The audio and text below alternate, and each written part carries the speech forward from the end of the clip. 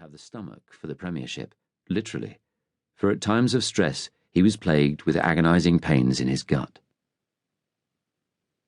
Churchill addressed Chamberlain, his deep voice sombre, the lisp pronounced. "What is the latest news?"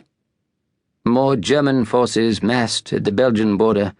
There could be an attack at any time." There was silence for a moment, the tick of a carriage clock on the marble mantelpiece suddenly loud. "Please sit down," Chamberlain said.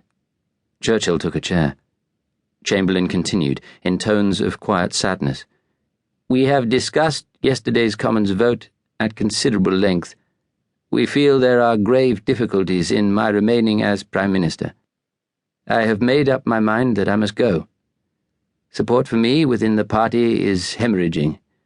If there should be a vote of confidence, yesterday's abstainers may vote against the government, and soundings with the Labour Party indicate they would only join a coalition under a new Prime Minister.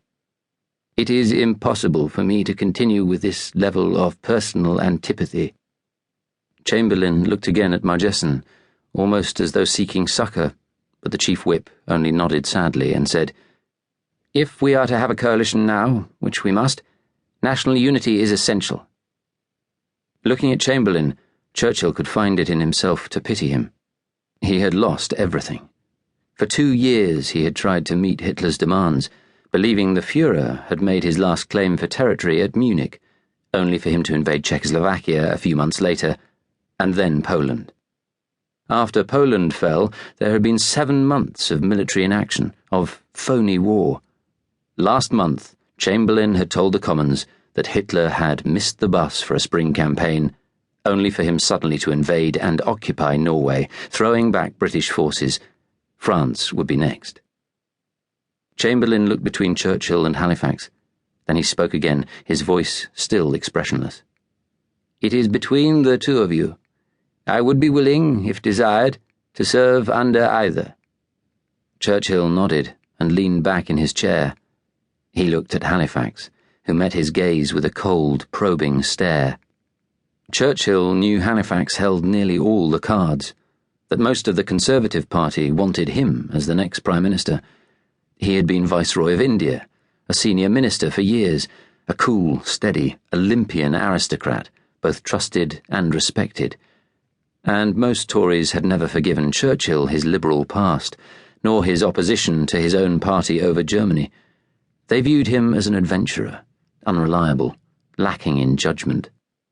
Chamberlain wanted Halifax, as did Margesson, together with most of the cabinet. And so, Churchill knew, did Halifax's friend, the King. But Halifax had no fire in his belly, none. Churchill loathed Hitler, but Halifax treated the Nazi leader with a sort of patrician contempt. He had once said the only people the Führer made life difficult for in Germany were a few trade unionists and Jews. Churchill, though, had had the wind in his sails with the public since war was declared last September. Chamberlain had been forced to bring him back into the cabinet when his warnings over Hitler had, finally, been proved right. But how to play that one card? Churchill settled more firmly into his chair. Say nothing, he thought. See where Halifax stands, whether he wants the job at all, and how much. "Winston," Chamberlain began, his tone questioning now, "you were very rough on Labour in the debate yesterday, and you have always been their fierce opponent. Do you think this might be an obstacle for you?" Churchill did not answer, but stood abruptly and walked over to the window, looking out into the bright spring afternoon. "Don't reply," he thought. "Flush Halifax out." The carriage clock struck 5, a high, pinging sound. As it finished, Big Ben began booming out the hour.